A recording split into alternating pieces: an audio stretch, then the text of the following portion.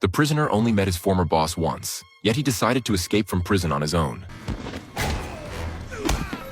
He first overpowered the guards escorting him, then used a key to unlock his restraints, and quietly hid in the laundry room. Next, he unplugged the washing machine and tied one end of the power cord to the iron bars of the window and the other end to the drum. As the cord tightened, the bars were quickly torn down. Before the guards could catch up, he climbed out the window with ease. However, a guard in the watchtower was aiming at him with a sniper rifle, but the commander did not give the order to shoot. Even if he escaped the cell, he couldn't scale the dozens of meters high wall. But Darius showed no fear. He leaped and landed on a helicopter that had been waiting for him. The truth was, the National Security Agency had been attacked by terrorists, who were heavily armed and likely backed by insiders in the highest ranks. To avenge his former colleagues, Darius didn't hesitate to take on the mission. By this time, the underground base had been taken over by the FBI. Darius went in alone, silently taking down 2 agents to gather critical clues. By the time a large team of agents arrived, he had already escaped safely, returned to the surface through a tunnel, and fled by speedboat. However, when they opened the hard drive Darius brought back, it was completely empty. But he scanned the barcode on the drive,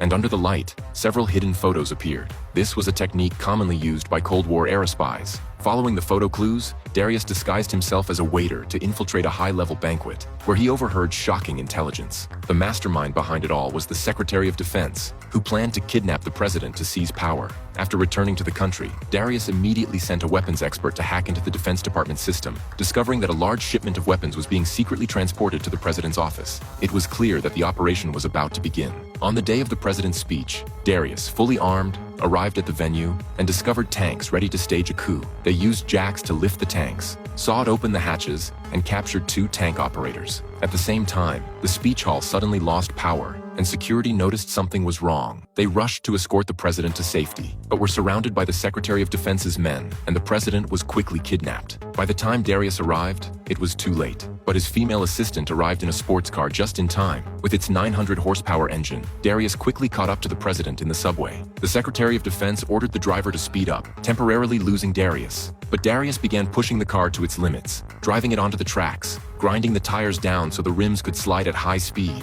reaching the vehicle's maximum speed. He then used gunfire to blast open the end of the subway train and climbed in. At that moment, the Secretary of Defense took the president hostage. Darius suddenly appeared, knocked the secretary to the ground, and successfully rescued the president. The Secretary of Defense, furious, was ready to attack Darius, but Darius decisively jumped off the subway. At the same time, the director fired a rocket, eliminating the secretary. Darius plunged into the water at high speed. From such a height, the water felt almost like solid ground. But a second before impact, Darius used explosives to break the water's surface, cushioning the fall, and survived.